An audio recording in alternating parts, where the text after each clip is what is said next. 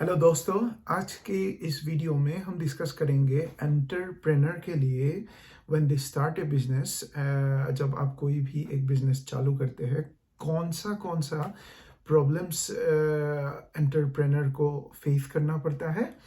और मैंने गूगल में से मोस्ट पॉपुलर प्रॉब्लम्स ढूंढ के निकाला है, तो उसके ऊपर हम थोड़ा सा डिस्कस करेंगे और उसके बेस पे आप कोई भी बिजनेस चालू कर रहे हैं उसमें कुछ मदद मिलता है, तो I will be very glad. तो फर्स्ट ऑफ ऑल यहाँ पे है आइडिया वैलिडेशन। तो आप कोई भी काम चालू करना चाहते हैं, आपके पास एक आइडिया होता है, तो वो आइडिया को रियलिटी में कन्वर्ट करना सबसे हार्ड काम होता है। क्योंकि आइडिया ऐसा चीज है, 1000 लोगों के पास 1000 आइडिया होता है, बट 1000 में से 100 आइडिया भी रियलिटी में कन्वर्ट नहीं होता है। क्यों? क्योंकि आइडिया को इंसान अप्लाई करना नहीं चाहता है।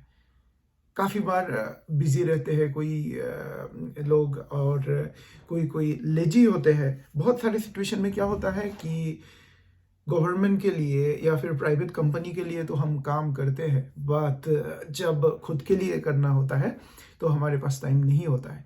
तो आपको फर्स्ट ऑफ ऑल जो आपका आइडिया होता है उसको वैलिडेट करना पड़ता है। उसको कैसे वैलिडेट करना पड़ता है?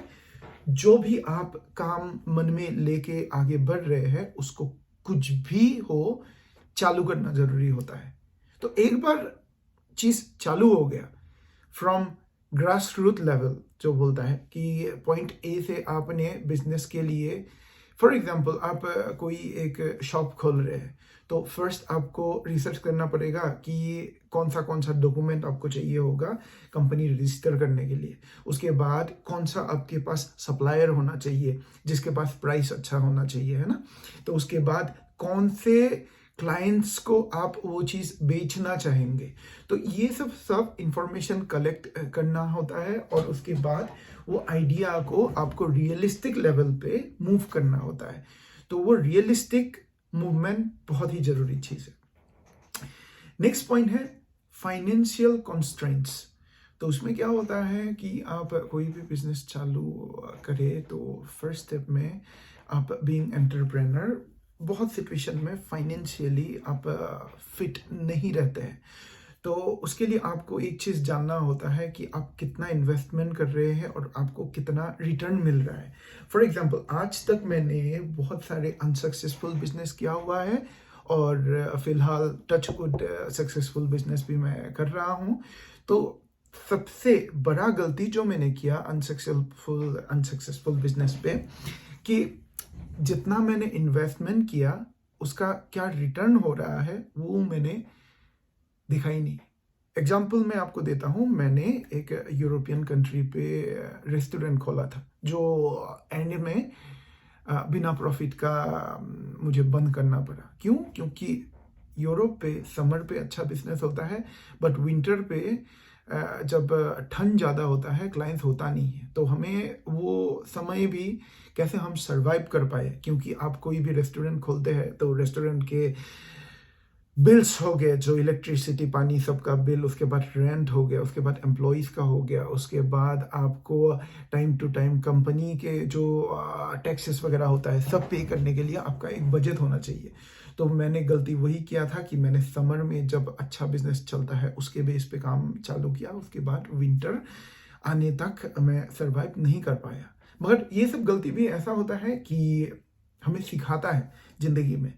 तो फाइनेंशियली आपको एक फाइनेंशियल प्लान बनाना होता है कि ये काम मैं कर सकता हूँ, ये लाइन पे मैं आगे बढ़ सकता हूँ, और मुझे ये काम के लिए इतना पैसे का जरूरत है।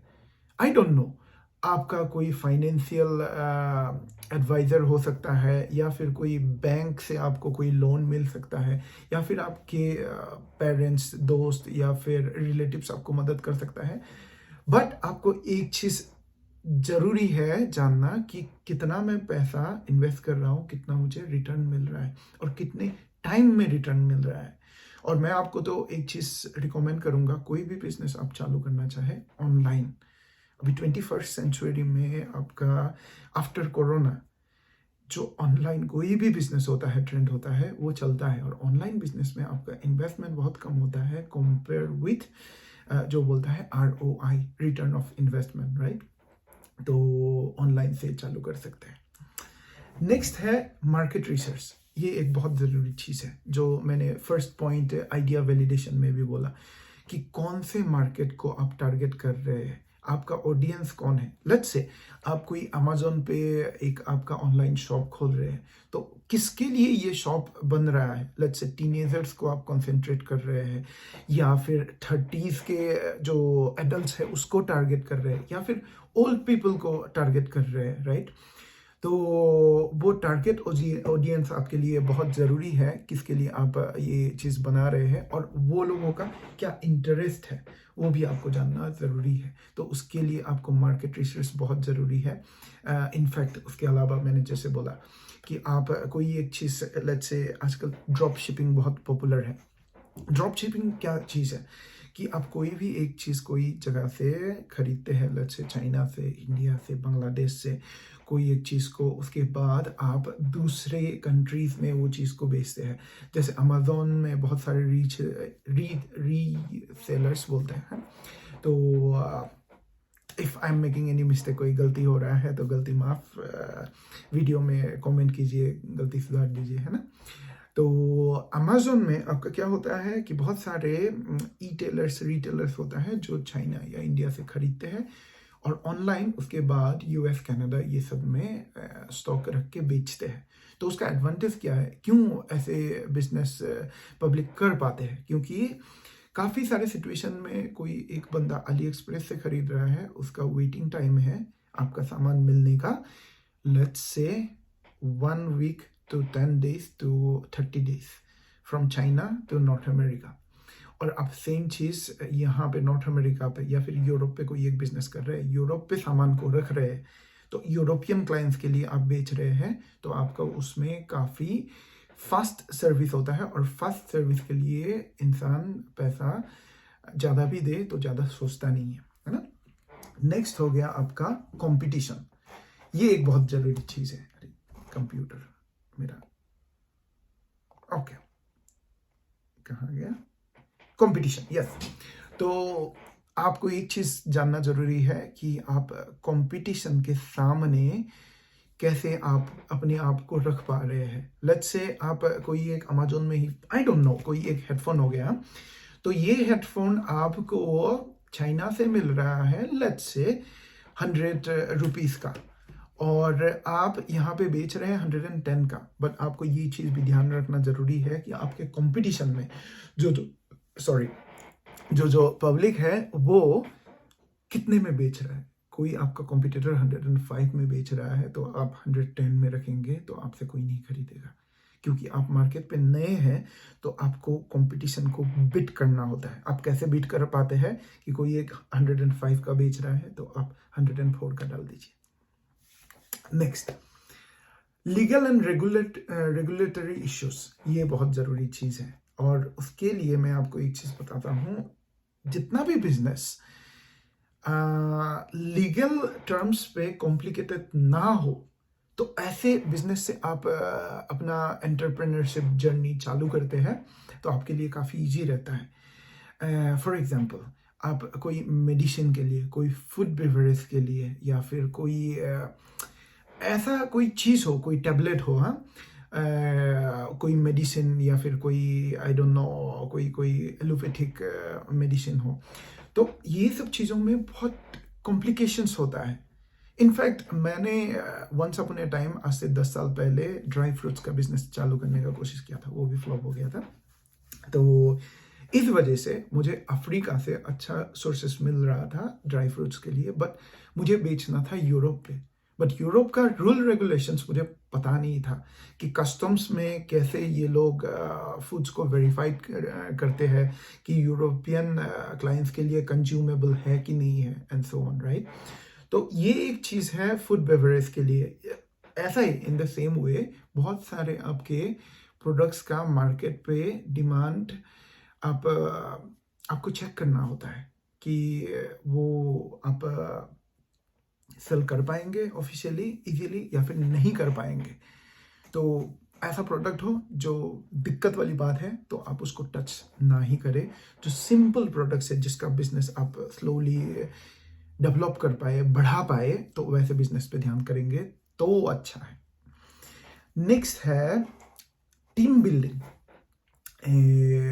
बिफोर टीम बिल्डिंग लीगल में और एक चीज है, कोई भी ऐसा चीज हो जो लॉ को ब्रेक कर रहा है तो ऐसा आप काम ना ही करें तो अच्छा है, क्योंकि उससे आपका तो मुसीबत होता ही है, जो आपका क्लाइंट होता है वो भी मुसीबत पे पड़ सकता है। तो वो आपका ग्रोथ का जो आपका ग्राफ है उसको डाउन कर देता है, ठीक है। तो वो लीगल का। अभी नेक्स्ट हो गया टीम बिल्डिंग। टीम बिल्डिंग ऐसा एक चीज है जिसमें आप कोई भी काम कर रहे हैं, जो बोलता है वन मैन शो, एक इंसान, एक जन आप कभी भी कुछ भी काम करना चाहे तो बहुत दिक्कत वाली बात हो जाता है। आपके सिमिलर थिंकिंग वाले एक दो तीन चार बंदे का जरूरत है फॉर स्टार्ट। तो इसके लिए बोलता है कि को पार्टनर या फिर कोई एक आई डोंट नो, कोई एक इंसान को काम सीखना है जिसको आप ट्रेन कर रहे हैं। आप बोल सकते हैं कि कंपनी प्रॉफिट कर रहा है तो आपको भी प्रॉफिट मिलेगा, जो जिसका भावधारा सोचने का तरीका आपके जैसा ही हो। तो ऐसे इंसान को आप हायर कर सकते हैं और उसके बाद आप अपना एक टीम बिल्ड कर सकते हैं, क्योंकि एक इंग्लिश में टर्म है डिवीजन ऑफ लेबर। और ये चीज मैं बहुत बार बोलता हूँ कि एक इंसान एक काम नहीं कर सकता है। उसको कोई भी आप ऑनलाइन बिजनेस कर रहे हैं तो आपके लिए आईटी के लिए कोई एक स्पेशलिस्ट बंदा चाहिए जिसको आपको पे करना पड़ेगा। फ्री में तो कुछ करना चाहते हैं तो वो दिक्कत वाली बात है अगेन, इसलिए बजट चाहिए। तो आईटी वाले कोई एक बंदा चाहिए। उसके बाद आपको बिजनेस पे फोकस करना है, बिजनेस के लिए कोई एक बंदा चाहिए। इनिशियल स्टेज पे आपके पास कोई बंदा नहीं है तो आप खुद से 1 2 3 महीने तक चला लीजिए, देख लीजिए। उसके बाद आपको ये ढूंढना ही है कि कौन आपके साथ काम कर सकता है।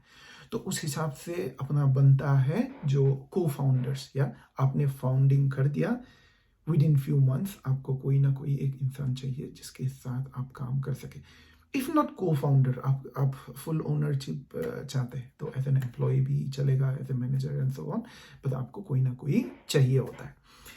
नेक्स्ट होता है आपका मार्केटिंग एंड सेल्स। ये बहुत जरूरी है। कोई भी चीज आप बेचना चाहे तो मार्केटिंग का तरीका होता है। तो मैं ये वीडियो को ज्यादा लंबा नहीं करता हूँ। नेक्स्ट पॉइंट्स पे आपका है marketing and sales, product development, scaling, stress and burnout, risk management, networking, adaptability, time management, lack of experience. ये टॉपिक्स हम आने वाले एपिसोड में डिस्कस करेंगे, क्योंकि मैं नहीं चाहता हूँ कि आपका ये वीडियो ही काफ़ी लंबा हो जाए और आप लोग फोकस ना कर पाए। तो ये मेरा पहला वीडियो है, आप लोग देखिए, मुझे फीडबैक दीजिए, कुछ भी अच्छा हो बुरा हो तो उस बेसिस पे अपने काम को आगे बढ़ाने के लिए इजी रहता है।